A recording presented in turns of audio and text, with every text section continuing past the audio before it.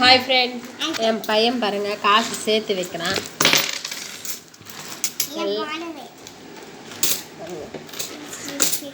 எல்லாமே சில்லற காசு தான்.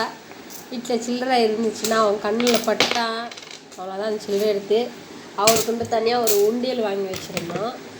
பாருங்கள், இந்த உண்டியல் தான் அவர் சேர்த்து வைப்பார். நாய் மாதிரி இருக்கும் அந்த உண்டியல். அந்த உண்டியல் வாங்கியிருந்தோம். அதில் அவர் எவ்வளோ அடி சேர்த்து வச்சுருக்க? கிட்டத்தட்ட 150 ரூபா கிட்ட இருக்குங்க சேர்த்து வச்சுருக்கேன். 100 ரூபாய் இருந்தது, நாங்கள் எடுத்து செலவு பண்ணிட்டோம். அது இப்போ கேட்குறான், நேற்று நோட் ஒரு காசு இருந்ததா எங்கேன்ட்டு.